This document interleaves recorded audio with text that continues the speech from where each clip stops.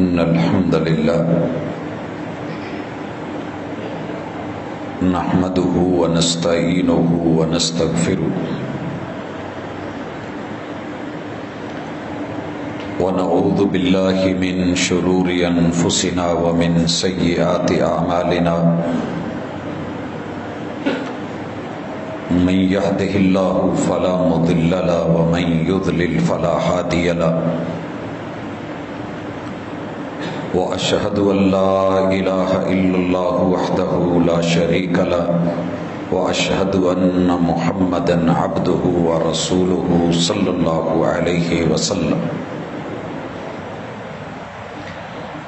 أما بعد فإن خير الحديث كتاب الله وخير الهدي هدي محمد صلى الله عليه وسلم وشر الأمور محدثاتها وكل محدثة بدعة وكل بدعة ضلالة وكل ضلالة في النار. أعوذ بالله السميع العليم من الشيطان الرجيم. رب اشرح لي صدري ويسر لي أمري واحلل عقدة من لساني يفقهوا قولي.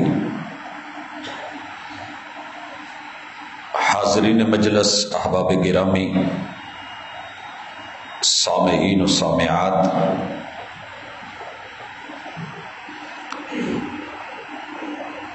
اللہ رب العزت کی ذات پوری کائنات میں بے مثل اور بے مثال ہے. اللہ کی ذات سے نہ کسی اور کو بنایا گیا ہے، نہ حصے دار، نہ ساجی، نہ شریک ٹھہرایا گیا ہے، اور نہ ہی اللہ کی ذات کسی دوسری ذات سے بنی ہے. اس پہ تفصیلی گفتگو گزشتہ ملاقات میں ہوئی کہ انسان کے اور مومن کے عقیدے کا یہ ضروری حصہ ہے کہ انسان یہ عقیدہ اور ایمان رکھے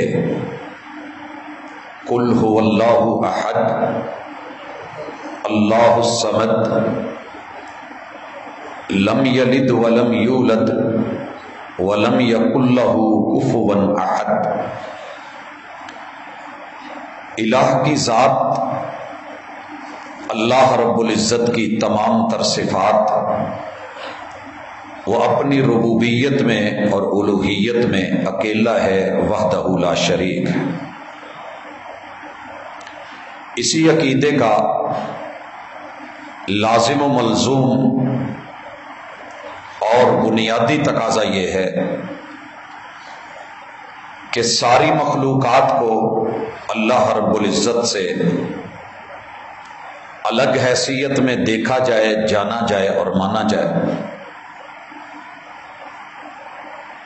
اللہ نے کسی فرشتے کو، ملک مقرب کو، کسی پیغمبر کو یا کسی بزرگ ولی کو اپنے وجود میں سے نہیں بنایا.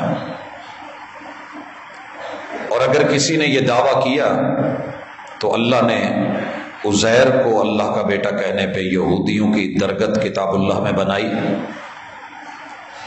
اور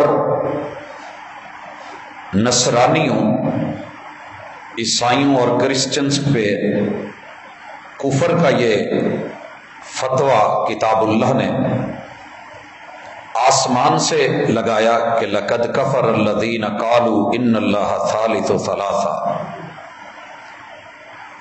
اللہ کی ذات میں کسی اور ذات کو، وہ بھلے عیسیٰ علیہ السلام کیوں نہیں ہوں یا ان کی والدہ کیوں نہیں ہوں، کوئی شامل کرے گا، شریک کرے گا تو اللہ تعالی اسے دائرہ اسلام میں نہیں مانتے. امت کفر، عالم کفر اگر یہ کام کرتا ہے تو ان کے بارے میں سارے مسالک کا ایک ہی فیصلہ ہے کہ یہ جرم ہے. مگر یہی جرم ہم سے اپنی محبوب اور قائد ہستی سیدنا محمد الرسول اللہ صلی اللہ علیہ وسلم کے بارے میں ہو رہا ہے، اور اس کا ارتکاب اعلانیہ کرتے ہیں۔ جیسے قوم نوح نے ود، سوا، یغوث، یعوق اور نصر کو رب کا حصہ ٹھہرایا، شریک بنایا، اور یہود و نصارہ نے اپنے اپنے انبیاء کو اللہ کا حصہ قرار دیا، جز مانا۔ امت مسلمہ نے بھی نبی کریم، نبی آخر الزمان، سید الرسل، خاتم النبیین، محمد الرسول اللہ صلی اللہ علیہ وآلہ وسلم کو اللہ کا نور بنا کے پیش کیا۔ اس حوالے سے گزشتہ ملاقات میں تفصیلی باتیں ہوئیں۔ اللہ کی کتاب سے ہم نے ذات الہ اور ذات مصطفیٰ صلی اللہ علیہ وسلم کو دیکھا کہ نبی کریم علیہ الصلاۃ والسلام بشر ہے، اور کتاب اللہ کو اس میں کسی قسم کا کوئی بیان کرنے میں مذائقہ نہیں۔ کھلے لفظوں میں کہا کہ کل انما انا بشر مثلکم، محبوب ان کو اپنی ذات کی وضاحت کر دیں کہ ذات الہ میں شریک نہیں ہوں، میں بشر ہوں، اور بالکل میری ضروریات، دنیا میں آنے کا طریقہ کار، میری ابتدا، میری زندگی، میری ولادت، میری پیدائش، میرے والد کا ہونا، میرا عبداللہ کا در یتیم ہونا، میری ماں جی کا ہونا، آمنہ کا لال ہونا، میرے ددیال ننیال سسرال ہونا، میری آل اولاد ہونا، ضروریات زندگی میں بھوک پیاس کو محسوس کرنا، دکھ درد اور تکلیف کا احساس ہونا، میرا پریشان ہو جانا، مدد مانگنا، جھولی پھیلانا، میرا سونا، میرا اٹھنا، میرا جاگنا، میرا قضائے حاجت کے لیے بیت الخلا جانا، دیگر لوازمات زندگی جو جو بشر کو لاحق ہیں وہ مجھے بھی۔ لہذا وجود میں، جنس میں، اپنی اصل کے اعتبار سے میں بشر ہوں، مگر میرا رتبہ، میرا مقام، میرا مرتبہ، میرا اعزاز، میرا خاصہ اور میری خوبی یہ ہے کہ اللہ تعالیٰ نے مجھے چنا ہے، میں مصطفیٰ ہوں۔ یوحا الی، مالک میرے اوپر وحی اتارتے ہیں، وحی بھیجتے ہیں۔ آج کی ملاقات میں ہم انشاءاللہ نبی مکرم صلی اللہ علیہ وسلم کا سب سے بڑا رتبہ، مقام اور مرتبہ، اعزاز اور بشر ہو کے بشریت سے جداگانہ حیثیت، وہ آپ کی رفعت، شان، مقام، مرتبے میں آپ پہ وحی کا اترنا ہے۔ وحی مالک الملک فرماتے ہیں، یہ سورۃ النساء ہے، آیت نمبر 163 ہے۔ ارشاد باری تعالی ہے، اعوذ باللہ السمیع العلیم من الشیطان الرجیم، انا اوحینا الیک، انا بے شک ہم نے، اوحینا الیک محبوب ہم نے آپ پہ، آپ کی طرف وحی بھیجی ہے۔ اور یہ کوئی جدید فنکشن نہیں ہے، ہماری یہ سنت، ہمارا یہ طریقہ قدیم ہے۔ کما اوحینا، بالکل ویسے وحی کا سسٹم، نظام اور طریقہ کار اور بندوں سے ہمارے رابطے اور ان کی اصلاح کے لیے جو انداز ہے وہ ہم نے نوح علیہ السلام سے باقاعدہ اس کا آغاز کیا۔ آپ سے پہلے بھی جناب ادریس، جناب شیس علیہ السلام، جناب آدم نبی ہیں، مگر ان کے پاس وحی کا طریقہ کار، دنیاوی ضروریات مسائل کے ساتھ وابستہ تھا، اور اس کا تذکرہ علامہ انور شاہ کشمیری رحمہ اللہ نے فیض الباری میں صحیح البخاری کے شرح میں کیا۔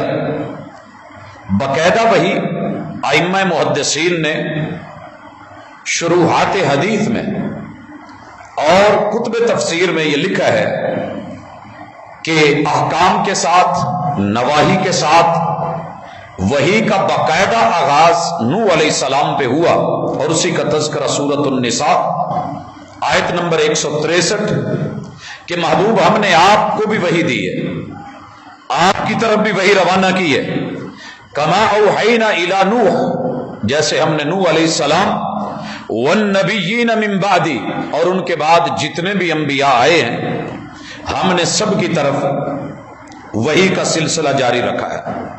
پھر اللہ نے کچھ کے نام لیے اور فرمایا وَأَوْحَيْنَا إِلَىٰ إِبْرَاهِيمَ وَإِسْمَاعِيلَ وَإِسْحَاقَ وَيَعْقُوبَ، ہم نے کیا کیا کہ جد الانبیاء سیدنا ابراہیم علیہ السلام پہ بھی وحی بھیجی، وَإِسْمَاعِيلَ وَإِسْحَاقَ، ہم نے ان کے دونوں بیٹے جناب اسماعیل اور جناب اسحاق پہ بھی وحی بھیجی، اور پھر اسحاق کے بیٹے وَيَعْقُوب، ہم نے یعقوب علیہ السلام کی طرف بھی وحی بھیجی، والاسباط، ان کی اولادوں میں سے انشاءاللہ کبھی زندگی رہی تو میں انبیاء کا بالترتیب بالخصوص بنی اسرائیل کے انبیاء کا تذکرہ کسی جمعے میں رکھوں گا، تاکہ ذہن میں ایک پورا تناظر رہے کہ کون پیمبر کس کا بیٹا کس کی لڑی سے ہے، کس دور میں ہے، اور کن احوال سے گزرے۔ اللہ یہاں اولاد کا ذکر کر رہے ہیں، اگر دیکھا جائے تو ان کی اولاد میں جناب یوسف علیہ السلام کے سر پہ اللہ نے تاج رکھا، اور پھر ان کی آگے نسل انبیاء ہی انبیاء ہیں۔ مالک ان کا ذکر کرنے کے بعد کہتے ہیں وعیسیٰ، ہم نے عیسیٰ پہ بھی وحی بھیجی، وایوب ویونس، ایوب علیہ السلام، جناب یونس علیہ السلام، وہارون وسلیمان، ہم نے ہارون اور سلیمان علیہ السلام ان سب پہ وحی بھیجی، وآتینا داود زبورا، ہم نے جناب داود علیہ السلام کو زبور سے نوازا۔ اس کے بعد اللہ کہتے ہیں ورسلا، کچھ انبیاء ایسے ہیں قد قصصناہم علیک من قبل، جن کے تذکرے ہم پہلے کر چکے ہیں، کتاب اللہ میں ہیں، وحی میں ہیں، ہم نے نام لیے ہیں۔ ورسلا لم نقصصہم علیک، کچھ ایسے بھی انبیاء ہیں جن کا تذکرہ ہم نے ضروری نہیں سمجھا، ہم نے بھیجے ہیں۔ وَكَلَّمَ اللَّهُ مُوسَىٰ تَكْلِيمًا، ہم نے وحی بھیجی موسیٰ علیہ السلام سے، بالخصوص ہم نے گفتگو کی اور بات کی۔ ان انبیاء کا کام کیا تھا؟ رسلا مبشرین و منذرین، یہ لوگوں کو اچھائیوں پہ خوشخبریاں دے کے ان کے اچھے انجام جنت کا بتاتے تھے، ومنذرین، اور رب کی نافرمانیوں کے نتیجے میں برے انجام اور جہنم سے ڈراتے تھے۔ لئلا یکون للناس علی اللہ حجت بعد الرسل، یہ ہم نے انبیاء کیوں بھیجے؟ ہم ڈائریکٹ بھی دل میں ہدایت دے کے کہہ سکتے تھے، مگر لوگوں نے کہنا تھا کہ ہمیں مجبور کیا ہے، زبردستی ہے، ہم ریموٹ کنٹرول ہیں، ہمارے پاس دوسرا آپشن ہی نہیں۔ اللہ کہتے ہیں کہ یہ ہم نے فرشتوں میں رکھا ہے، انسانوں میں نہیں۔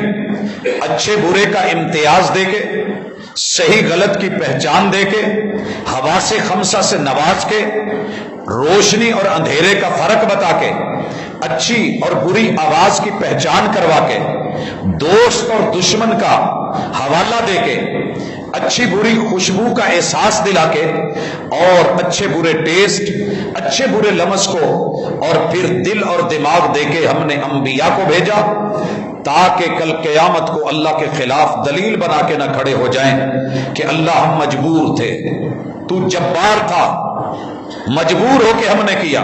اللہ کہتے ہیں نہیں، ہم نے دل دیا، اچھے برے کی سمجھ دی۔ انا ہدیناہ السبیل، اما شاکرا و اما کفورا، ہم نے اچھے برے کا امتیاز سکھانے کے بعد آزادی دے دی ہے، انبیاء بھیجے ہیں، ہدایت اتاری ہے، اور پھر کہا ہے کہ اب تیری مرضی، تقدیر کے بہانے نہ بنانا، ہم نے تجھے مجبور نہیں کیا، تیری مرضی اچھا بن، تیری مرضی برا بن، لیکن کل کو ہمارے خلاف حجت پیش کرے کہ اللہ کوئی نبی نہیں، کوئی ہدایت نہیں، کوئی رہنمائی نہیں، کوئی سمجھانے والا ہی نہیں تھا، تو ہم نے سمجھانے والے بھی بھیجے۔ وَقَالَ اللَّهُ عَزِيزًا حَكِيمًا، عزیز کا لفظ یہاں لانا اشارہ ہے کہ تیرا رب طاقت قوت اور غلبے والا ہے، چاہتا تو زبردستی منوا لیتا، لیکن حکیمہ اس کی حکمت یہ ہے کہ وہ زبردستی نہیں منواتا، فرشتوں کی طرح انسان کو ریموٹ کنٹرول نہیں رکھتا، اور شیطان کی طرح فری ہینڈ بھی قرار نہیں دیتا، آزادی ہے، اور آزادی کے اندر ایک پابندی ہے، اس دائرے میں رہ کے یہ آزادیاں ہیں، اور ہماری شریعت کو مان لینے کے بعد آپ کو یہ بھی کرنا ہے، یہ بھی کرنا ہے، یہ بھی کرنا ہے، اور یہ نہیں کرنا، یہ نہیں کرنا، یہ نہیں کرنا، یہ وہی ہے۔ حضرات اب ہم سورہ شورا کی طرف بڑھتے ہیں کہ یہ وہی جو اللہ نے اتنے نبیوں کی طرف کی، انبیاء کو ان کے بارے میں کہا، یہ ویلیو کیا ہے، اتھارٹی کیا ہے، اس کا لیول کیا ہے، طریقہ کار کیا ہے۔ مالک الملک فرماتے ہیں وما کان لبشر، پہلے اعلان کروایا کہ محبوب ان کو کہہ دو میں بشر ہوں، اب وہی کن پہ آتی ہے، طریقہ کار کیا ہے، اللہ خود بتاتے ہیں وما کان لبشر ان یکلمہ اللہ الا وحیا، تیرے رب کا قاعدہ ضابطہ اور اصول یہ ہے اللہ کسی بھی بشر سے بات نہیں کرتے، اللہ بشر سے بات نہیں کرتے کہ ڈائریکٹلی رب سامنے آ جائے۔ لوگوں نے کہا تھا، اعتراض کیا تھا کہ جو رب آپ سے بولتا ہے ہم سے کیوں نہیں بولتا، اور یہودیوں نے کہا تھا ہم موسیٰ آپ پہ ایمان نہیں لانے والے حتی نر اللہ جہرا، جب تک رب کو سامنے نہیں دیکھ لیتے، اعلانیہ ہمارے سامنے آئے اور اپنا آپ دکھائے اور بولے اور کہے کہ میں اللہ ہوں۔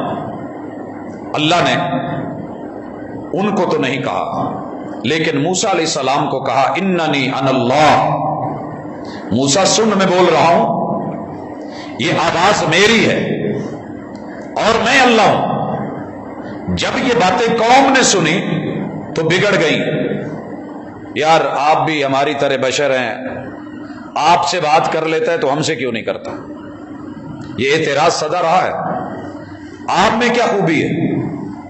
موسیٰ علیہ السلام ان کو ساتھ لے گئے اللہ کی اجازت سے، مالک الملک نے کہہ دیا کہ وما کانا لبشر ان یکلمہ اللہ، تیرے رب کا اصول ہے ہی نہیں کہ وہ بشر سے بات کرے،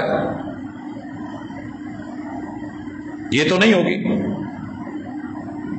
اللہ نے طور پہاڑ بطور نشانی ان کے اوپر جھکا دیا، آپ سمجھیے کہ چھت آپ کے اوپر نیچے کو آ رہی ہے، آپ بیٹھے رہیں گے، خطبہ بھول جائے گا، یا کوئی پنکھا جو ہے وہ لٹکنے والا ہے اور تار سے لٹکا ہے اور گھوم رہا ہے، تو یہ بیچارے کبھی ادھر دیکھیں اوپر کو کانی آنکھ سے، کبھی ادھر دیکھیں، اور ساتھ میں کہیں ہاتھ ایسے جوڑے ہوئے موسیٰ تو پھر زبردستی مناؤ والیاں گلاں نے، اگلی گل پھر کریں گے، پہلے اللہ نو کہنو تاں کر۔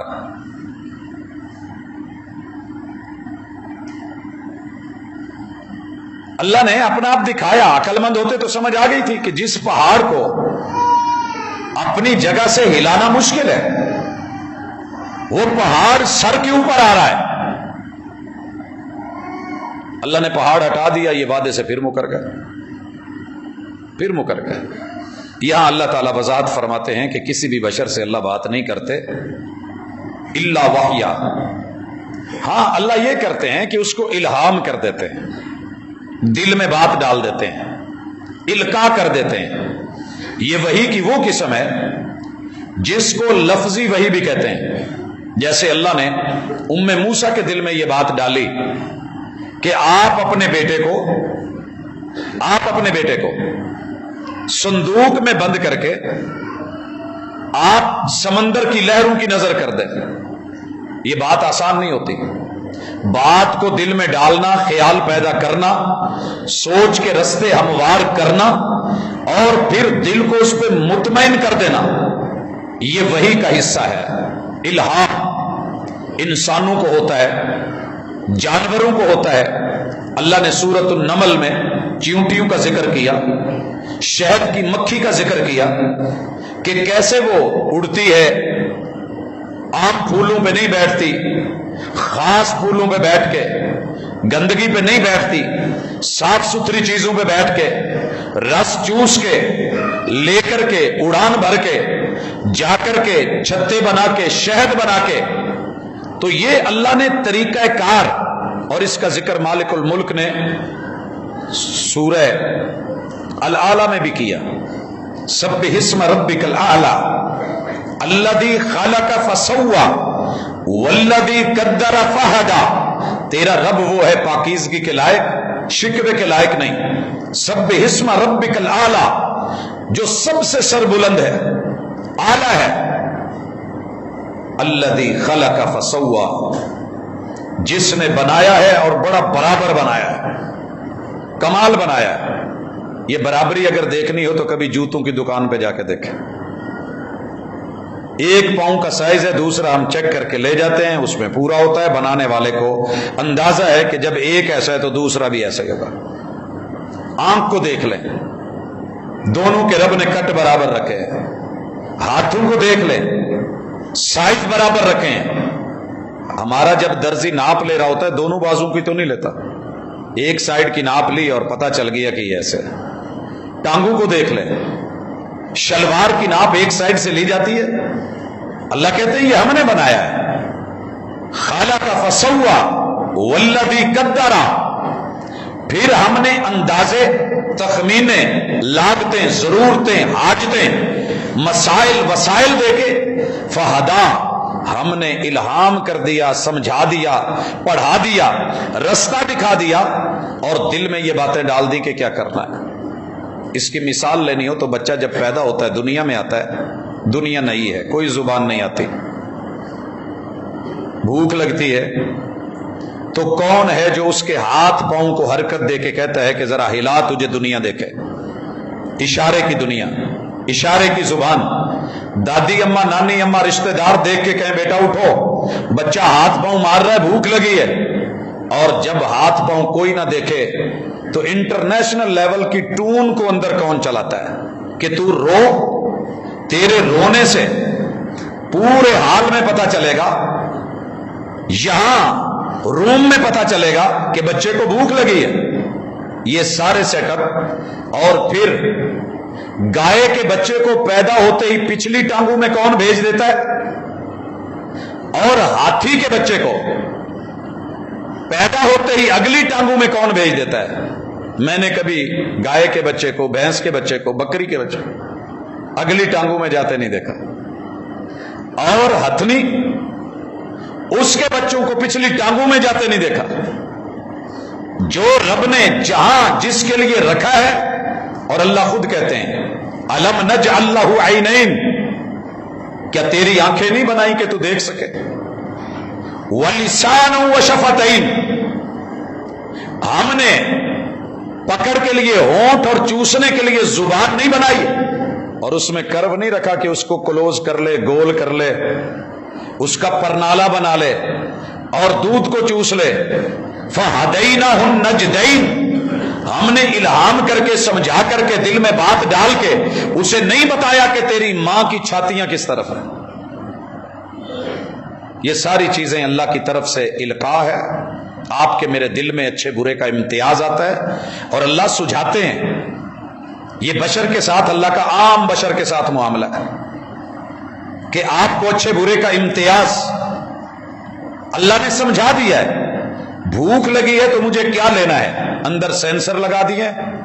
آج مجھے گوشت کریلا، آج جو ہے وہ ماشاءاللہ مٹن پالک، آج کیا کھانا ہے، آج فش ہونی چاہیے. اندر جس چیز کی ضرورتیں ہیں وہ سینسر آپ کو ادراک کروا دیتے ہیں، الفاظ بن کے زبان پہ آ جاتے ہیں، گھر والے ڈیمانڈ کر لیتے ہیں، آپ بازار میں جاتے ہیں، رب مہیا کر کے منڈی میں پہنچائے ہوئے ہوتے ہیں، آپ خرید کے لے آتے ہیں اور آپ کی ضرورتوں کا باعث بنا دیتے ہیں. تو یہ الہام اور وحی اور القاء، بات کا کھل جانا، کشف ہو جانا، حقیقت صورتحال واضح ہو جانا. رات کے اندھیرے میں کون ہے؟ آپ سوئے ہوئے ہیں، آپ سوئے ہوئے ہیں بالکل آخری بارڈر کے اوپر. ساری دنیا سو گئی ہے. اس سائڈ پہ بہنیں ہیں وہ بھی سو گئی، ادھر بھائی ہیں وہ بھی سو گئے، ادھر والد ہیں وہ بھی سو گئے، سر کی طرف ماں جی ہیں سارے سو گئے، مگر وہ جاگ رہا ہے. آپ کے پاؤں کے پاس چیونٹی آئی، اس نے ماسے اور ہاسے لگا کے اپنی حصوں سے چیک کرنا چاہا کہ ٹیسٹر لگا کے کہ بندہ کس پوزیشن میں، کھایا جائے یا چھوڑ دیا جائے، کاٹا جائے یا اگنور کیا جائے. پاؤں کی آخری چھوٹی انگلی کو ٹچ کیا.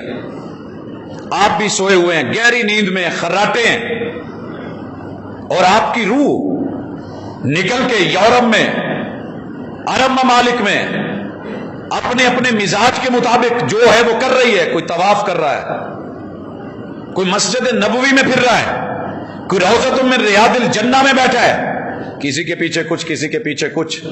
لیکن اسی میں تیرا رب نہیں سویا. اس نے تیرے وجود کے الہامی القائی پرزے نہیں سونے دیے. وزارت اطلاعات نے ودن سیکنڈز بجلی کی رو سے تیز رات کے اندھیرے میں کالی سیاہ چونٹی بند لائٹ میں آپ کی اطلاع حرام مغز تک مین کنٹرول روم تک آ چکی ہے، اور یہ سارا کچھ آٹومیٹکلی کروا رہا ہے وہ. وَلَا يَعُودُهُ حِفْظُهُمَا، تیرے لیے، تیرے وجود کے لیے اتنا کر رہا ہے تو تیری روح کی روحانیت کے لیے اور رہنمائی کے لیے وہ اتنے انبیاء کا بجٹ نہیں اٹھا سکتا. وزارت اطلاعات نے مین کنٹرول روم میں خبر دی ہے، اور یہاں سے خبر کہاں گئی ہے؟ دو وزارتیں حرکت میں آ گئی ہیں. وزارت دفاع کو کہا ہے کہ بیک لو، سمٹو، اپنے آپ کو پیچھے کرو، اور یہ دیکھتے ہی ود ان سیکنڈز پاؤں پیچھے کو، جس ایریے میں، جس بارڈر پہ ہے دشمن نے آ کے ساتھ میں جکڑ لیا ہے، پاؤں فوری پیچھے، اور متعلقہ بٹالین کو اٹیک کا حکم دے کے فوری ہاتھ سے یوں مروا کے سوتے میں کر کے پکڑوا کے اس کو دشمن کو مسل کر کے یوں رکھوا دیا. اگر اس کے بعد بھی سمجھ نہیں آئی تو اس سے بڑھ کے اور کیا کہا جائے. یہ اللہ ہے، تیرے سے منفصل ہے، عرش بری پہ ہے، زمین پہ پڑے ہوئے بشر کا خیال رکھ رہا ہے، وگرنہ زمین کے حشرات ہمیں کھا جاتے ہیں. اللہ ان کو ہمت نہیں دیتے، اور ان کو تو چھوڑیں. اللہ تعالیٰ اگر اندر کے سسٹم کو کنٹرول نہ کریں تو ہمارے اندر کے سسٹم ہمیں کھا جائیں. شوگر کے مرض کو دیکھ لیں، بیلنس ہے تو صحت کے لیے ضروری ہے وہی چیز کہ جو انرجی بنے، طاقت بنے، قوت بنے. اور ہر لقمے میں، خشک روٹی کے ٹکڑے میں بھی رب نے شوگر رکھی کہ میرا بندہ کھائے، پٹھوں میں جائے، طاقت بنے، چلے پھرے، زندگی گزارے. لیکن جب بندہ نافرمان بنتا ہے اور رب اس کو انبیلنس کر کے، امبیلنس کر کے اندر سے جو کیفیت پیدا کرتا ہے، تو اندر کی چیزیں ہی کھا کے اسی جسم کو کہ جس سے ہنسی کو حصہ نہیں، پیپ بنا کے میرا رب پس ڈلوا کے، کیڑے ڈلوا کے، لوگوں سے کٹوا کے بدبو اور تعفن پیدا کر دیتا ہے. وہ ہر چیز پہ قادر ہے. تو وہی کا پہلا حصہ بشر کے ساتھ اگر کوئی بندہ دعویٰ کرتا ہے میں ولی اللہ ہوں، حدثنی قلبی ان ربی، میرے دل نے مجھے بتایا ہے کہ میرے اللہ نے یہ کہا ہے، تو بھائیو یہ مائنر سی قسم ہے، بنیادی جسے ہم القاء کہتے ہیں، جسے ہم کشف کہتے ہیں، جسے ہم الہام کہتے ہیں. اس سے اگلے لیول پہ نہیں. اگلا لیول کیا ہے؟ مالک فرماتے ہیں او من وراء حجاب، ہم جن کو نبی چنتے ہیں نا، ان کے اندر یہ خوبی ہوتی ہے کہ ہم ان کے خواب کو بھی وہی بنا کے دلیل بنا دیتے ہیں، اور وہ ضروری ہوتی ہے. یہ خواب عام بشر دیکھے گا، صحیح بھی ہو سکتا ہے، غلط بھی ہو سکتا ہے۔ ہمارے ایک ساتھی نے سرگودا میں خواب دیکھا کہ میں اپنے بچوں کو ذبح کر رہا ہوں، یا اس کے فیصل آباد میں ایک بزرگ نے خواب دیکھا کہ آپ اپنے بچوں کا صدقہ دیں، قربانی کریں، اس نے بچے ذبح کر دیے۔ تو کسی بھی بشر، انبیاء کے بعد خواب دیکھ کے جھوٹا خواب بیان کرنا، اس میں رنگ بھرنا، اضافے کرنا، یا اپنے خواب کو وحی کی اتھارٹی بنا کے وہ کام پورے کروانا جرم بھی ہے، حرام بھی ہے اور غلط ہے۔ ولایت کا یہ تقاضا نہیں ہے، یا انسان کے کتب اور ابدال ہونے کا یہ تقاضا نہیں ہے کہ آپ ابدال ہیں، دین بدل کے رکھ دیں، شریعت بدل کے رکھ دیں۔ آپ کتب ہیں اور دین سے بالکل آخری کنارے میں شمالی زاویے پہ جا کے بیٹھ جائیں۔ آپ کلندر ہیں، پورے جہان سے ماورا ہو جائیں، ایسی حقیقت نہیں ہے۔ سارے کے سارے تابع ہیں۔ اللہ تعالیٰ پیغمبر کو اگر خواب بھی دکھا دیں تو وہ بھی نبوت کا 46واں حصہ۔ ابراہیم علیہ السلام کو خواب آیا اور خواب کو بیٹے سے بیان کیا۔ چھوٹی عمر میں جناب یوسف علیہ السلام کو خواب آیا، خواب سچا تھا، باپ نے کہا بیان نہیں کرنا، پوری سورہ یوسف کا تھیم بیٹا بیان کر بیٹھا۔ اس کے برے نتائج دیکھے، اللہ نے وہ سلسلے بنائے، کنویں میں پھینکا گیا، رب نے جا کے مصر کے تخت پہ بٹھایا، سارا سیٹ اپ چلا کے اس خواب کی تعبیر پوری کروا کے بھائیوں کو جھکا کے اور جھکے سروں کے ساتھ ان کے اس حصے میں لا کے کہ جہاں ایک غلام کو رب نے تخت پہ بٹھایا تھا۔ یہ نبی کی خواب ہے، جناب ابراہیم علیہ السلام کا خواب۔ بیٹے کو ذبح کر رہا ہوں، بیٹے سے مشورہ ہوتا ہے، بیٹا کہتا ہے کہ ابو جو حکم ملا کیجئے، جو حکم ملا ہے کیجئے۔ نبی کی خواب حکم ہے، فیصلہ ہے۔ بیٹے کو لٹایا ہے، چھری پکڑی ہے، وسائل پورے ہیں، نیت پختہ ہے، ہاتھ پیغمبر کا ہے، ڈاؤٹ نہیں، شک نہیں۔ آسمان والے کا فیصلہ تھا کہ اگر یہ وہی ہے تو میں نے کیا کرنا ہے، بیٹے کو سائڈ پہ کروا کے چھترا ذبح کروا کے جنت سے امت کے لیے قربانی کا ذریعہ اور باعث اور طریقہ کار بنا دیا۔ تسلیم کرتے ہیں۔ نبی کریم علیہ الصلوۃ والسلام کو بھی خواب آتے تھے، صحیح البخاری۔ آپ کو اس میں کتاب و بدء الوحی پہلی کتاب ملے گی، 7 احادیث ہیں، اللہ ہمت دے، توفیق دے تو ان کی سٹڈی کیجئے گا۔ نبی کریم علیہ الصلوۃ والسلام پہ وحی کا آغاز اچھے خوابوں سے ہوا۔ جو خواب آتا تھا وہ ویسے کا ویسے پورا ہوتا تھا۔ آپ علیہ الصلوۃ والسلام کو تنہائی پسند ہوئی، گئے، لیکن اس سے پہلے دوسری قسم سنیے، اللہ تعالی کیا کرتے ہیں، من وراء حجاب، اوٹ میں رہ کے، پردے میں رہ کے بات کر لیتے ہیں بشر سے۔ اور یہ اللہ نے وَكَلَّمَ اللَّهُ مُوسَىٰ تَكْلِيمًا ابھی سنا سورہ نساء میں، اللہ نے موسیٰ علیہ السلام سے گفتگو کی، کلیم اللہ، اننی انا اللہ، موسیٰ میں بات کر رہا ہوں، میں اللہ ہوں، یہ آپ نے کام کرنے ہیں، میری بندگی کرنی ہے۔ وَأَقِمِ الصَّلَاةَ لِذِكْرِي، اور نماز میری یاد دہانی میں پڑھنی ہے۔ یہ باتیں ساری اللہ تعالیٰ نے انبیاء سے جو کی قرآن میں ذکر کر دی ہیں، من وراء حجاب، پردے میں رہ کے اللہ تعالیٰ سے۔ نبی کریم علیہ الصلوۃ والسلام گئے، عرش بری والے نے افلاق پہ بلایا، سبحان الذی اسری بعبدہ لیلا من المسجد الحرام، مسجد حرام سے آغاز ہوا، مسجد اقصی پہنچایا گیا، قرب و جوار کی نشانیاں دکھا کے معراج کروایا گیا، اور نبی کریم علیہ الصلوۃ والسلام سے اللہ نے بات کی، اور جو بتانا تھا بتایا، جو کہنا تھا کہا، جو سننا تھا وہ سنا، جو دینا تھا وہ دیا۔ یہ بھی من وراء حجاب رسول صلی اللہ علیہ وسلم سے پوچھا گیا، ارأیت ربک، آپ نے اپنے رب کو ملاقات میں دیکھا، شرف دیدار ملا؟ آپ अलैहिस्सलातु वस्सलाम फरमाते हैं नूर अन्ना अरा, वो नूर की चादरों में लिपटी हुई जात, रोशनी ही रोशनी, मैं कैसे देख सकता था। हजरात, अल्लाह की मिसाल बड़ी आला है, मगर एक मिसाल से समझिए। हमारे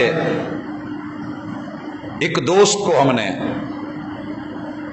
ये शिकवा करते हुए सुना कि साजिद साहब, आप मेरे बिल्कुल सामने खड़े थे, आपने मेरी गाड़ी भी देखी, नंबर प्लेट भी देखी, गाड़ी में मैं बैठा हुआ था, मुझे भी देखा, फिर आपने मुझे इग्नोर किया।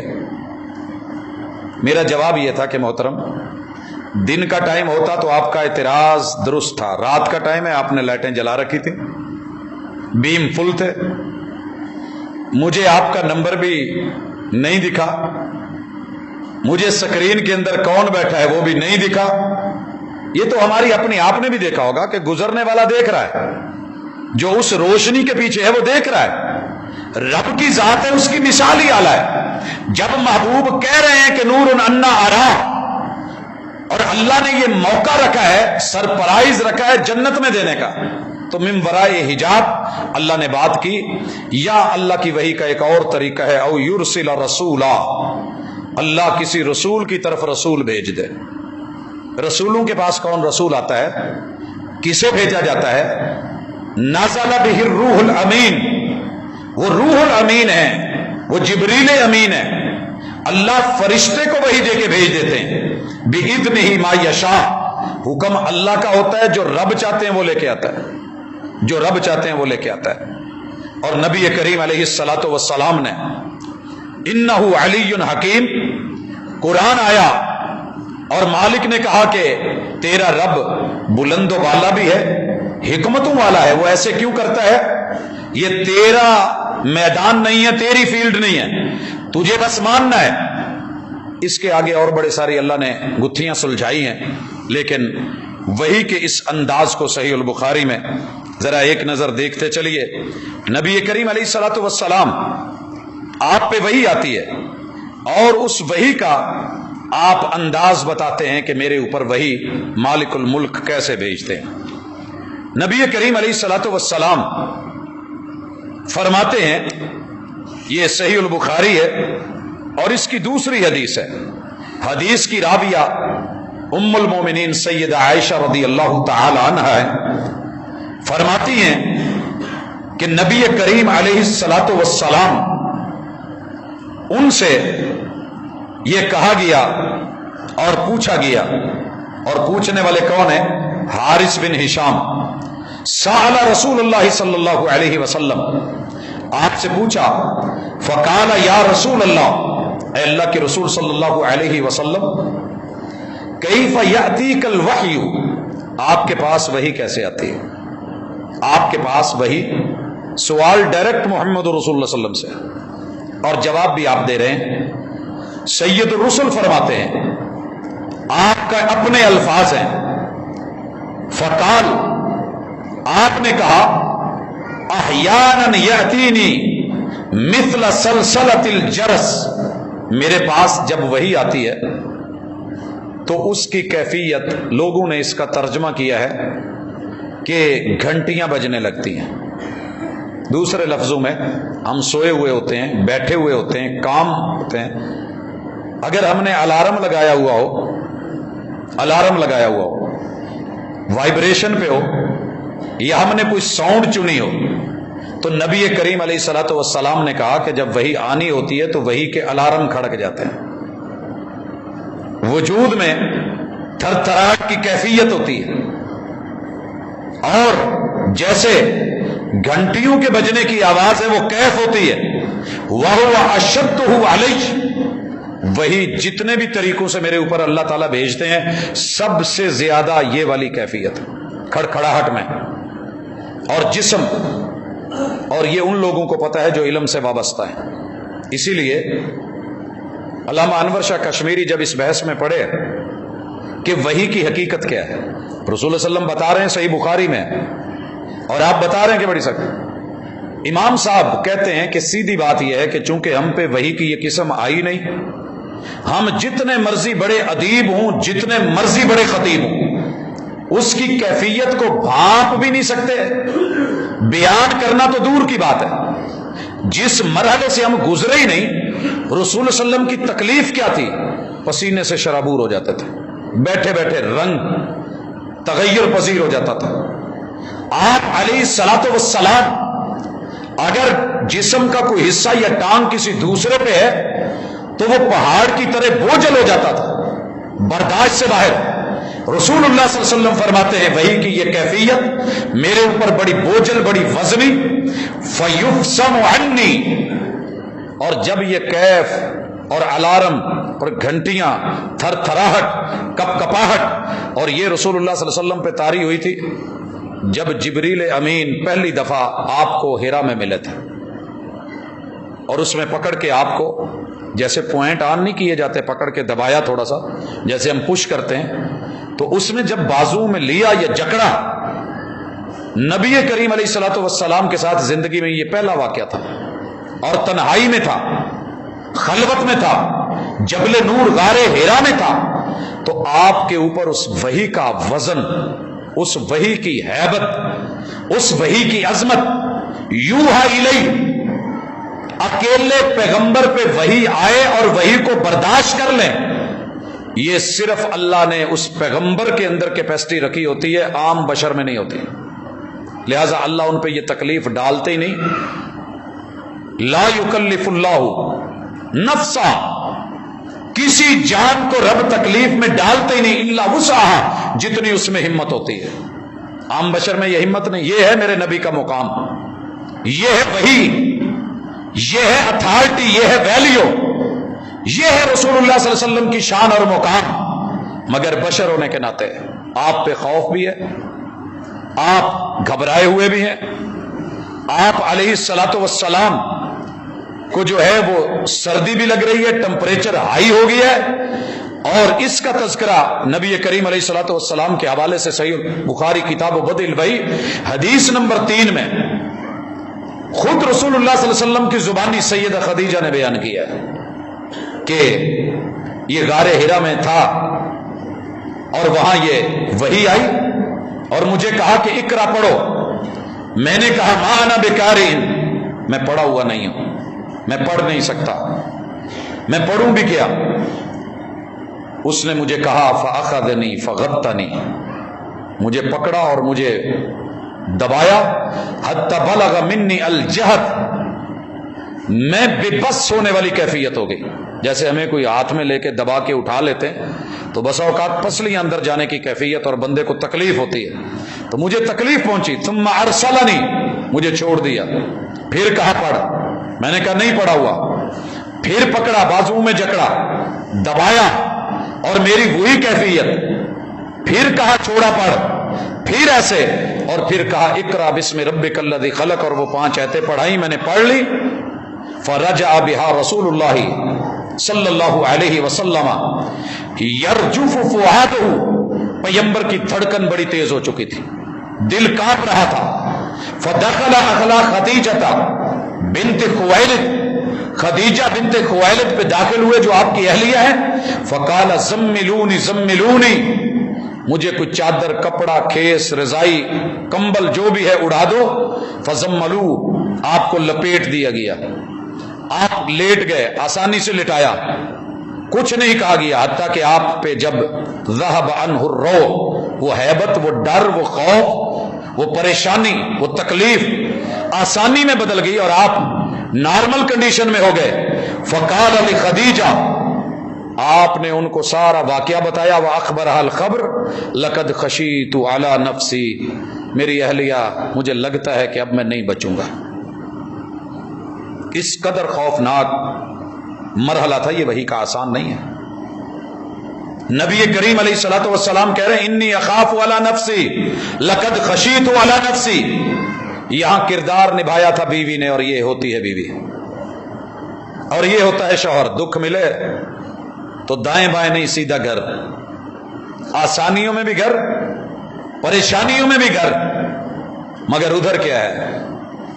آج تانے کا موقع تھا، دیا جا سکتا تھا، کہا جا سکتا تھا، مہینہ مہینہ ہم سے دور رہتے ہو تو یہ تو ہونا ہی تھا، تنہائیوں میں جاتے ہو کوئی اس طرح کی چیزیں جیسے ہمارا ذہن بن جاتا ہے کہ جن جنات غاروں میں ہوتے ہیں. قربان جاؤں اس کردار پہ. کہنے لگی کلا واللہ، کلا واللہ، نہیں نہیں نہیں نہیں، ہرگز نہیں، مجھے رب کی قسم ایسے نہیں ہوگا. لا یخزیک اللہ ابدا، رب آپ کو ضائع ہونے ہی نہیں دے گا. آپ ضائع ہو جائیں، میرا سرتاج ضائع ہو جائے، میرا شوہر نامدار اسے کوئی گزند یا تکلیف پہنچے، یا آپ کا وجود محبوب اگر آپ چلے گئے، انک لتصل الرحم، رحم کے رشتوں کی قدر کون کروائے گا؟ انہیں ملنا کون سکھائے گا؟ یہ ہے پہلی خوبی کہ ہم رحم کے رشتوں کو ملائیں. کاٹ ڈالا ہے ہم نے، دور ہو گئے ہیں. اور دوسری خوبی وتحمل الکل، محبوب لوگوں کے بوجھ کون اٹھائے گا؟ وہ بوڑھی عورتوں کی گٹھڑیاں کون لے گا؟ یہ لوگوں کے کام کون کروائے گا؟ مسئلے مسائل حل کون کروائے گا؟ وتکسب المعدوم، معذوروں کو، مسکینوں، یتیموں، بیواؤں کو جو کمانے کے قابل نہیں، ان کو کما کے لا کے کھلائے گا کون؟ اور وتکری الضیف، مہمانوں کو مہمان نوازیاں کر کے کون دکھائے گا اور سکھائے گا کون؟ وتعین علی نوائب الحق، حق کے ساتھ مشکل ترین مقامات پہ بھی سٹینڈ لینا آپ کے علاوہ کون کر سکے گا؟ کون کھڑا ہوگا؟ وہ حلف الفضول جہاں فضل نامی لوگ ملے اور ایک مظلوم مکے میں آیا، ابو جال جیسے بڑے بڑے سرداروں کے ہوتے ہوئے بھی محمد رسول صلی اللہ علیہ وسلم نے مظلوم کا ساتھ دینے کا قانون پاس کروایا. کیا ہے یہ حضرات؟ جس چیز کا تذکرہ کر رہا تھا کہ میرے اوپر یہ کیفیت ہوتی اور اس کیفیت کا جب ٹلنا ہوتا، وَقَدْ وَعِيتُ عَنْهُ مَا قَالَ، یہاں بڑے سارے منکرین حدیث نے شبے اٹھائے ہیں کہ دیکھیے جی ان کو پکڑا جا رہا ہے، دل ان کا کانپ رہا ہے، نارمل وہ حالت میں نہیں، بخار ان کو چڑھا ہوا ہے، وہ ڈرے ہوئے ہیں، گھبرائے ہوئے ہیں. تو ایسے میں سبق کب یاد رہتا ہے؟ اور گھنٹیاں بج رہی ہیں، آوازیں ہیں، شور ہے، تو یہاں لومیں چل رہی ہوں تو سبق سمجھ، فون کال سمجھ نہیں آتی، پتہ نہیں فرشتے کی بات پوری سن بھی سکے کہ نہیں، سمجھ بھی سکے بھی نہیں، یاد کر بھی سکے کہ نہیں. منہ بند کر کے رکھ دیا امام بخاری رحمہ اللہ نے. اور رسول صلی اللہ علیہ وسلم کی اہلیہ سید عائشہ رضی اللہ تعالیٰ عنہ اور سائل جو ہیں ان کا نام یاد رکھیے گا، یہ حارث ابن ہشام ہیں اور سوال کر رہے ہیں، آپ جواب دے رہے ہیں وَقَدْ وَعِيتُ، جو بیان ہوا تھا میں سن چکا، میں سمجھ چکا، میں یاد کر چکا اور پوری طرح اس کا فہم حاصل کر چکا ہوتا تھا. جب میرے اوپر سے یہ کیفیت ٹلتی تو وہ سارا منظر میرے سامنے کلیئر ہوتا تھا. جو فرشتے نے کہا تھا یہ ایک وحی کا انداز، وَأَحْيَانًا يَتَمَثَّلُ لِيَ الْمَلَكُ رَجُلًا فَيُكَلِّمُنِي فَعَيْ مَا يَقُولُ، کبھی وہی جبریل انسانی شکل میں آتے، دہیا قلبی. رسول اللہ صلی اللہ علیہ وسلم کے صحابی ہیں جنہوں نے اپنی بچی کو زندہ درگور کیا تھا اور کرائے پہ، رینٹ پہ 70 بچیوں کو لوگوں کی لے کے گڑھے کھود کے زندہ درگور کر چکے تھے. توبہ کی واقعہ سنایا، محبوب کے بھی آنسو، خود بھی رو رہے ہیں، یقین نہیں آ رہا کہ توبہ قبول ہو جائے گی. اور محبوب کو کہتے ہیں کہ میری توبہ قبول ہو جائے گی؟ آپ کہتے ہیں جی ہو جائے گی. یہ گناہ، یہ بچیوں کی کانوں میں آنے والی آوازیں، وہ چیخیں، وہ ننھے ننھے پھول، وہ کلیاں جن کو میں مسلتا رہا، مجھے راتوں کو نیند نہیں آتی، دن کو سکون نہیں ملتا، کیا بنے گا میرا؟ معافی ملے گی؟ کہا ہاں. پھر سکون نہیں آیا، کہنے لگے اللہ کے رسول آپ جو کہتے ہیں سچ کہتے ہیں، مگر مجھے اس کی کوئی نشانی مل جائے نا کہ مجھے یقین ہو جائے کہ رب نے توبہ قبول کر لی ہے. اللہ نے جبریل امین کو کہہ دیا کہ انسانی شکل میں جانا ہے تو دہی قلبی کی شکل میں جانا. اور صحیح مسلم کی پہلی حدیث، انسانی شکل میں آنے والے فرشتے کو مدینے کے لوگ پہچان نہ سکے کیونکہ وہ لوکل نہیں ہے، وہاں کا رہنے والا نہیں ہے، اور کپڑے صاف ہیں، مسافر بھی نہیں ہے. رسول صلی اللہ علیہ وسلم سے باتیں کر گیا، ایمان، اسلام اور احسان سکھا گیا، قیامت کی نشانیوں کے تذکرے کر گیا. اور جب چلا گیا تو رسول صلی اللہ علیہ وسلم نے کہا عمر جانتے ہو کون ہے؟ کہا اللہ اور اس کے رسول کو بہتر علم. کہا یہ جبریل تھا، تمہیں تمہارا دین سکھانے آیا تھا. انسانی شکل. اور اس کی ایک اور کیفیت نبی کریم علیہ الصلوۃ والسلام نے اس کا بھی تذکرہ فرمایا کہ میں ہیرا پہ تھا اور فرشتے کو اصلی شکل میں دکھایا گیا مجھے. وہ آسمان پہ 600 پر ہیں، پورے افق کو ڈھانپ رہا ہے. فرشتہ اپنی اصلی شکل میں، فرشتہ انسانی شکل میں. فرشتہ پیغام لے کے آئے، الارم بجنے لگے، خبر ہو جائے کہ فرشتہ آیا ہے. یہ وحی کی شکل محمد رسول اللہ صلی اللہ علیہ وسلم پہ رہی. یا انبیاء کے ساتھ اللہ تعالیٰ گفتگو کرے من ورائے حجاب، یہ بھی کیف محمد رسول صلی اللہ علیہ وسلم کے ساتھ رہی. الہام کی کیفیات اور خواب اور دیگر جو ہیں وہ وحی کے حصے یہ ہیں. یوحا الیہ، ان ذرائع سے اللہ بات کرتے ہیں اپنے پیغمبر سے، پھر جا کے کہتے ہیں. اور یہ جو اللہ کا کہنا ہے، یہ سورۃ النجم میں پارہ نمبر 27 میں یہ اللہ نے ایسے نہیں کہہ دیا، اس کے پیچھے ایک بہت بڑا تھیم ہے اور ضرورت ہے کہ جو لوگوں نے باتیں بنائیں ان لوگوں کو صحیح کیا جا سکے. مالک الملک فرماتے ہیں کہ لوگوں اس بات کو بھی سمجھنے کی کوشش کرو، تمہارا رب وہ رب ہے وَالنَّجْمِ إِذَا هَوَىٰ، وَالنَّجْمِ إِذَا هَوَىٰ، تارے ٹوٹ کے گر سکتے ہیں، غائب ہو سکتے ہیں، نظام شمسی ادھر سے ادھر ہو سکتا ہے، راستے بھول سکتے ہیں.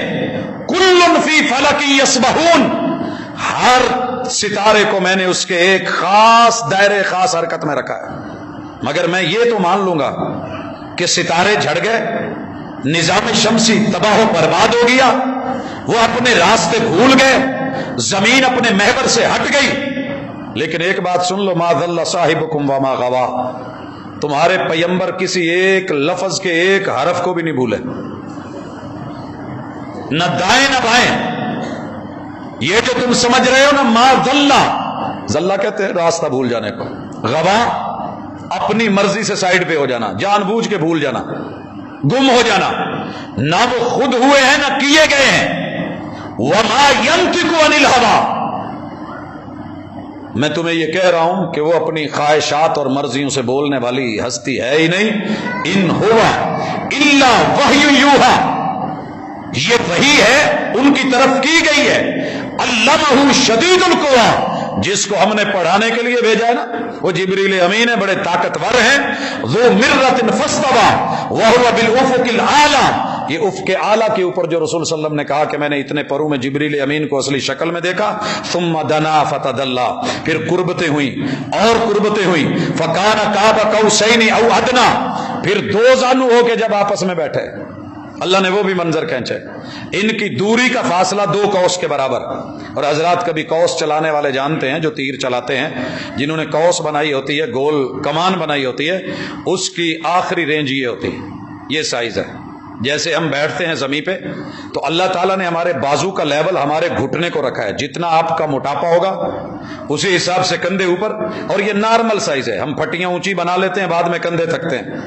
ہم شلف اونچے بنا لیتے ہیں کچن کے، پھر کندھوں پہ مسلز پہ جو ہے وہ پریشر پڑتا ہے. یہ اللہ نے نارمل فطرتی رکھا ہے. 2 قوس 2 فاصلے یہ اللہ نے ذکر کر کے بتایا. فَأَوْحَا إِلَىٰ عَبْدِهِ مَا أَوْحَا، پھر اللہ کے بندے کی طرف رب نے جو وحی بھیجی تھی، جبریل امین نے وہ وحی کر دی. مَا كَذَبَ الْفُؤَادُ مَا رَأَىٰ، جو دیکھا تھا وہ جھوٹ نہیں تھا، وہ جبریل امین تھے، سچ تھا. افتمارونہ علی ما یرا، وہ شک کرتے ہو جو ہم ان کو دکھاتے ہیں. ولقد رآہ نزلۃ اخری، ہم نے انہیں اور موقع پہ بھی دکھایا، جبریل کو دیکھا تھا عند سدرۃ المنتہا، سدرۃ المنتہا پہ بھی دیدار ہوا. عندہا جنت المأویٰ، جہاں ہم نے جنت المأویٰ رکھی ہے. اذ یغشی السدرۃ ما یغشی، وہ پوری سدرہ کو جو ڈھانپے ہوئے تھا، جو ڈھانپنا تھا. ما زاغ البصر وما طغی، یہ نظر اپنی حدوں سے تجاوز بھی نہیں کی اور ٹیڑھی بھی نہیں ہوئی. لقد رآ من آیات ربہ الکبریٰ، اللہ کو نہیں، اللہ کی بڑی بڑی نشانیوں کو دیکھا ہے. فیصلے تو کر دیے تھے مگر ہم ڈبل ہو گئے، وہ نہیں جی ایسے ہوا ہے ویسے ہوا ہے. یہ وہی ہے، وہی کی اتھارٹی، یہ رسول اللہ علیہ وسلم کا مقام ہے. اور اس ذریعے سے اللہ اپنے محبوب کو خاص رتبہ دیتے ہیں جو کسی عام میں نہیں ہے. مثال لیجئے، شاعر نے کہا تھا، تسبیح ہوتی ہے نا، تسبیح، اس کے 33 یا 99 یا 100 دانے ہیں، ان کے آخر میں اوپر ایک اسی مٹیریل سے بنا ہوا ایک دانہ بھی ہوتا ہے، اسے امام کہتے ہیں، لمبا ہوتا ہے، اسی تسبیح میں ہوتا ہے۔ جو خاص ہیں وہ شریک گروہ عام نہیں، جو خاص ہیں وہ شریک گروہ عام نہیں، شمار دانہ تسبیح میں امام نہیں، گنو گے تو وہ دانوں پہ گنا جائے گا۔ ان دانوں کو کور کس نے کیا ہے، سنبھالا کس نے ہے؟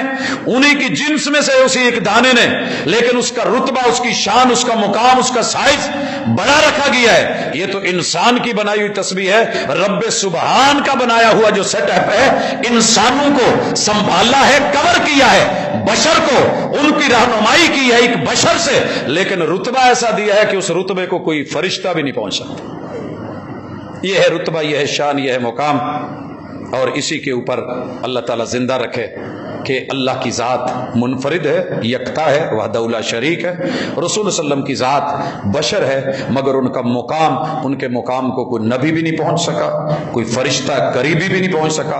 اللہ نے ان کو رتبوں سے نوازا ہے۔ وَرَفَعْنَا لَكَ ذِكْرَكَ، ان کے ذکر کی بلندیاں پورے جہانوں سے بالا ہیں۔ اللہ تعالیٰ ہمیں ان کا صحیح معنوں میں امتی بنائے، پیروکار بنائے، اور محبوب کی ذات کے ساتھ آپ کی باتوں کو بھی لینے والا بنائے۔ سبحانک اللہم و بحمدک، اشہد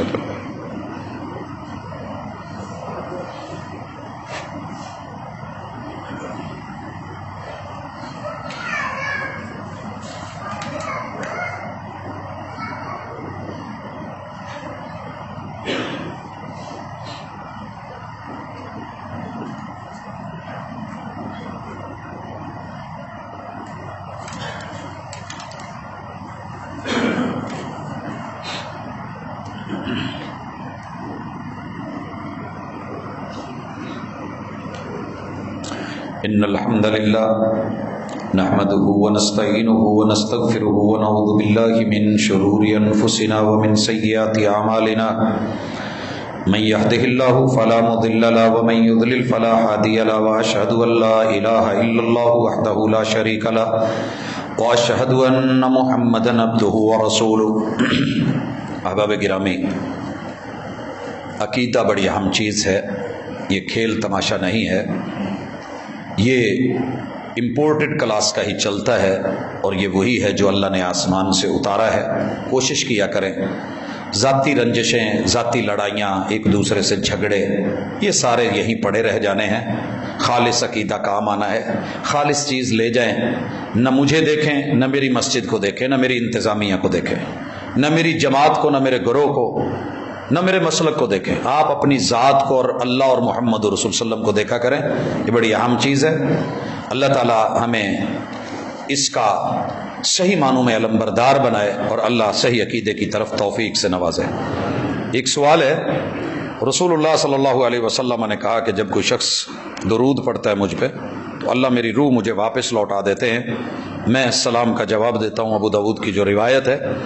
تو پھر تو ہر پل کوئی نہ کوئی مسلمان، کوئی نہ کوئی بندہ تو درود بھیجتا ہے 24 گھنٹوں میں، تو اس کا مطلب ہے کہ آپ کی روح آتی جاتی مطلب یہ ہے کہ مستقل وہیں رہتی۔ یہ سوال بڑا سطحی سا ہے، بہت سطحی سا۔ آپ ایک بات ذہن میں رکھیے کہ اللہ نے جتنے بھی زمانے بنائے ہیں اور جتنے جہان بنائے ہیں، سب کی کیفیتیں الگ ہیں۔ عالم ارواح میں آپ نے اور میں نے وعدہ کیا تھا، اللہ نے لیا تھا، قرآن خود کہتا ہے۔ تو اس وقت جسم نہیں بنا تھا، صرف روحوں سے وعدہ لیا گیا تھا۔ الست بربکم، کیا میں تمہارا رب نہیں ہوں؟ قالوا بلا، ساری روحوں نے جواب دیا تھا جی۔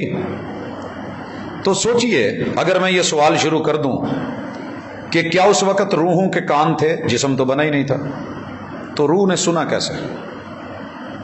اللہ کو دیکھا کیسے؟ آنکھ تو تھی نہیں، منہ تو بنا نہیں تھا، زبان تھی نہیں، کٹ لگا نہیں تھا، تو وہ بولی کیسے؟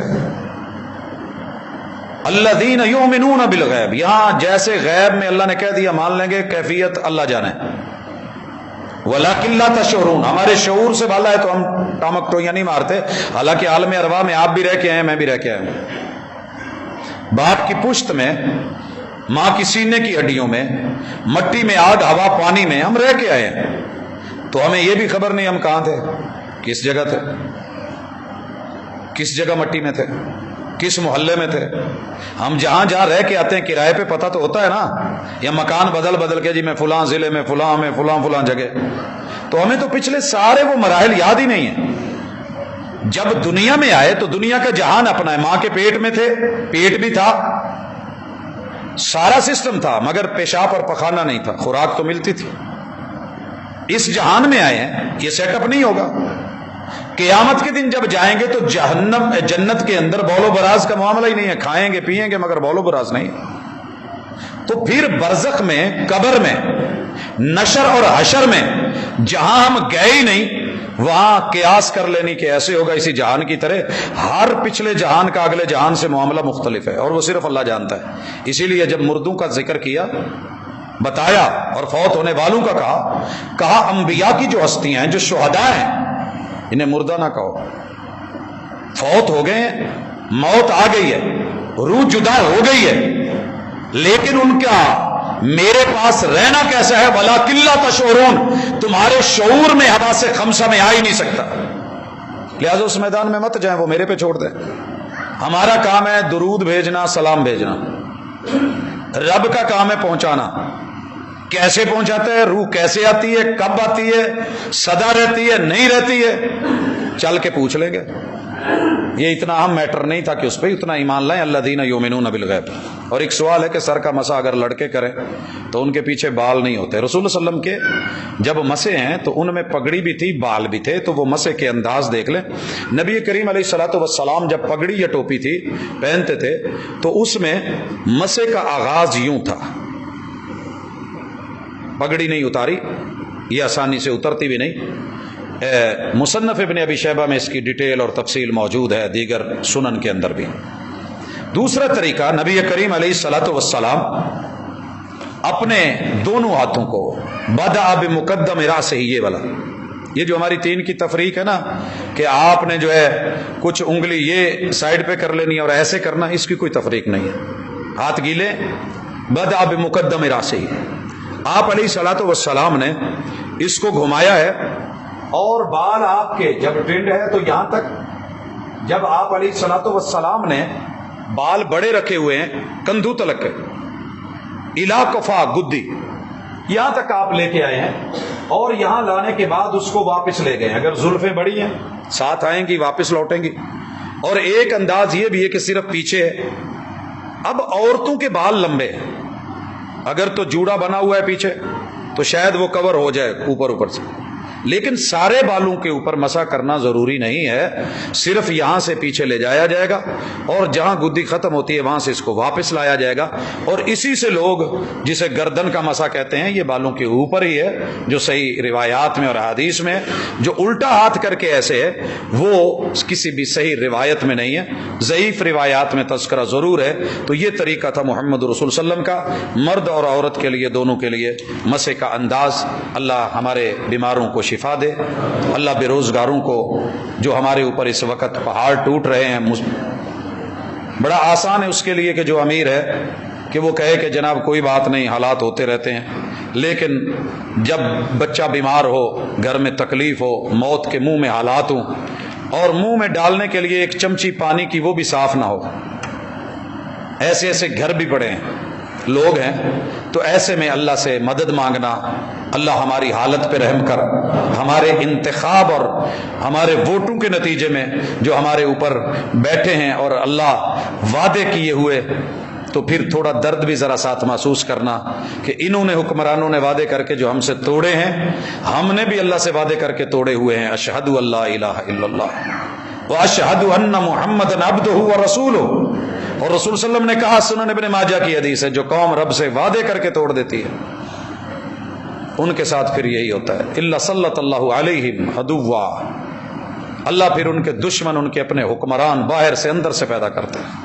وہ حالات ہمارے ساتھ ہو چکے ہیں، اللہ ہمارے بیماروں کو شفا دے، اللہ دکھیوں کے دکھ دور کرے، بے اولادوں کو میرا مالک اولاد دے، جو بچے پاس ہو گئے ہیں اللہ تعالی ہم ان کو مبارکباد پیش کرتے ہیں، جو رہ گئے ہیں تو یہ زندگی کا کوئی آخری امتحان نہیں ہے، سیٹ اپ چلتے رہتے ہیں، ہمت مت ہاریے گا، منزل کی طرف بڑھتے رہیے گا۔ اللہ ہمارا حامی و ناصر ہو، وطن عزیز کی اللہ حفاظت فرمائے۔ سبحانک اللہم و بحمدک، اشہد ان لا الہ الا انت۔